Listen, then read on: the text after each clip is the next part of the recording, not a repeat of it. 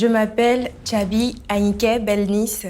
J'ai 24 ans, je suis pâtissière et chef cuisinière. Pour être franche, c'est ma mère qui suivait l'émission un dimanche et j'ai voulu suivre avec elle et je suis tout de suite tombée amoureuse de cette émission et j'ai voulu tenter ma chance. La partie la plus intéressante de l'histoire, c'est que normalement, après le casting, je devrais être appelée pour être être à ma place. Mais malheureusement, ça ne s'est pas fait comme ça. Une semaine après, je n'ai pas reçu d'appel, mais je n'ai pas découragé. 2 jours comme ça, avant le début de l'émission et tout, on m'appelle, j'étais chez ma coiffeuse, je voulais arranger ma crinière. On m'appelle pour dire « Mademoiselle, on essayait de vous joindre, mais apparemment, votre téléphone a un souci. » Et c'est comme ça, elle me faisait comprendre que j'allais remplacer la candidate qui avait été sélectionnée et qu'elle serait absente et que j'ai été sélectionnée. Et c'est comme ça, je suis ici. J'ai toutes mes chances pour remporter cette couronne. Je suis là pour la couronne, je la veux, je l'aurai. Mon meilleur atout, c'est mon sourire. Je souris tout le temps. En réalité, ma venue sur QLPB est pour 2 raisons. Je suis présente sur QLPB pour d'abord, je voulais me challenger, sortir de ma zone de confort.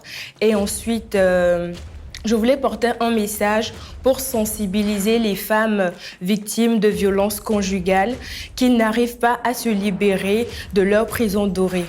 Car pour moi, selon moi, quand on ne sait pas là où on va, on sait d'où on a quitté. Et il faudrait que nous, les femmes, nous nous remettons en question pour savoir si la couronne qui est sur notre tête est bel et bien une couronne précieuse ou une couronne biodégradable recyclée. N'hésitez pas à parler autour de vous ou à contacter le 51 01 88 88. C'est le numéro de l'INF. Ils sont prêts pour vous, ils vont discuter avec vous, vous accompagner et n'ayez pas peur, personne ne va vous juger.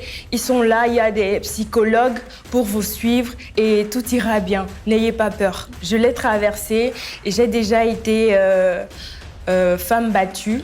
Et par la grâce de Dieu, je suis sortie parce que je sais ce que je vaux et il n'est aucunement question que je finisse femme battue ou vendeuse de pain dans un carrefour quelque part, tout sous prétexte parce que je veux rester mariée. Il n'en est pas question. J'aime mon travail, j'aime ce que je fais. Je refuse de rester à la maison et qu'on me dicte quoi faire. Et en même temps, je refuse d'être un objet comment on appelle le truc que les gens, le sac à sable que les boxeurs utilisent. Je ne suis pas cela. Je suis une femme, je réclame mon respect et je ne la marchande pas. Il n'est absolument pas facile pour une femme de sortir de cette situation. Je le comprends et il faut être très fort parce qu'une femme qui passe, il faut être très forte, pardon, et une femme qui passe par cette étape, c'est vraiment très difficile, très compliqué pour elle de se remettre parce que déjà, elle passe par la dépression. J'ai déjà pris par ce chemin, je sais que ce n'était pas facile. Des fois, je me culpabilisais, je pensais que c'était moi le problème. Je pensais que, voilà, que c'était fini pour moi. Mais j'ai su récupérer la femme que j'étais parce que si j'étais un objet de tapage, il n'allait pas me prendre et ensuite me mettre dans cette île-là. C'est parce qu'il a vu quelque chose en moi, c'est parce qu'il y a quelque chose en moi qui attire, qui séduit, que voilà, que j'ai été sous son toit. Donc, si je ne suis plus, c'est parce qu'il a voulu m'arracher cette chose qu'il avait séduit au départ et je l'ai récupérée déjà. Regardez comment je brille. N'hésitez pas à voter pour moi et à me suivre. Bisous, c'est vous les meilleurs.